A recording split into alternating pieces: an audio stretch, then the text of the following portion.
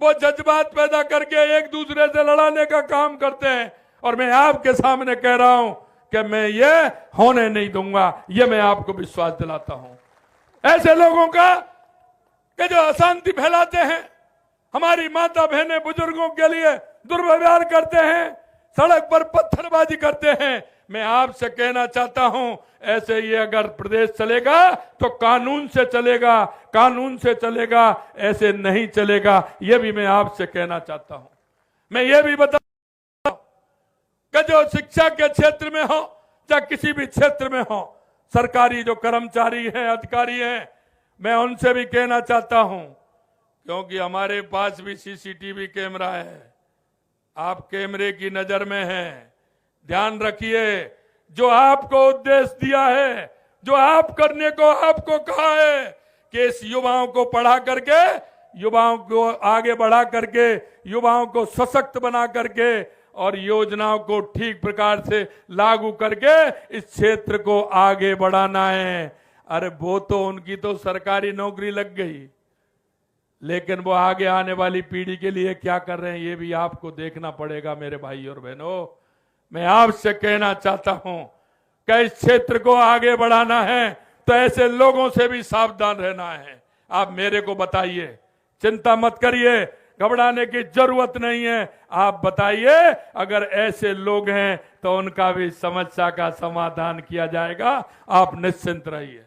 मैं आपको सिर्फ इतना विश्वास दिलाता हूं, आपके सामने एक कारीलाल जी है, आपके गांव से निकले, आपकी पीड़ा को समझने वाले, और मैंने सुना है कि रात में भी कोई इनके पास पहुंच जाता है, सुबह जाता है, दिन में जाता है, अपने काम को छोड़ करके आपके काम के लिए तत्पर रहते हैं। रहते हैं कि नहीं रहते? बताइए मेरे को, रहते हैं कि नहीं रहते?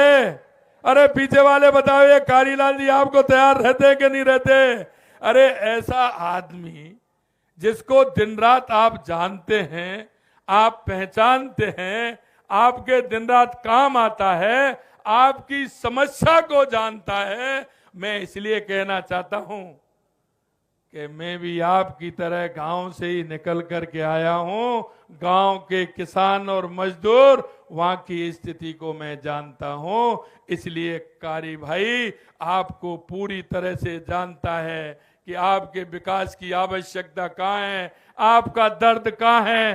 क्योंकि कहते हैं ना कि मुर्गी के लिए तो तकुआ का घाव बहुत बड़ा है, होता है, बहुत बड़ा होता है।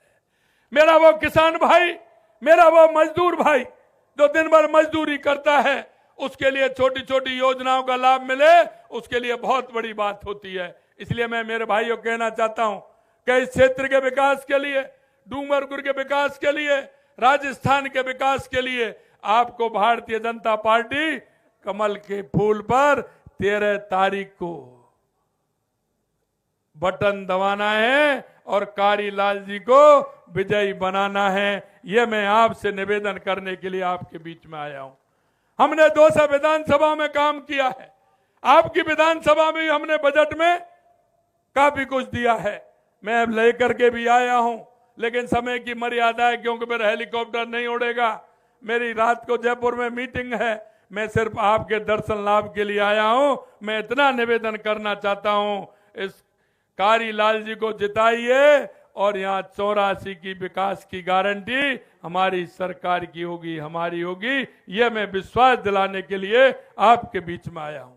आपको किसी तरह की चिंता नहीं करनी, किसी तरह की परवाह नहीं करनी, क्योंकि हम ऐसे लोगों को कभी बख्शेंगे नहीं जो जिस तरह की बात करते हैं। और मैं यही कहना चाहता हूं कि आप आइए, इस विकास में भागीदारी बनिए, आप आने वाली पीढ़ी को उस विकास की राह की तरफ मोड़िए।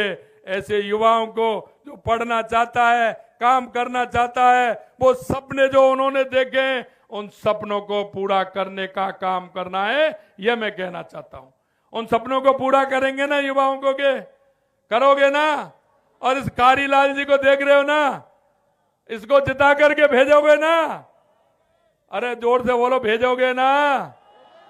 तो मैं ये माला पहना दूं, पहना दूं? चलिए आइए कारीलाल जी। बोलिए भारत माता की, भारत माता की, भारत माता की।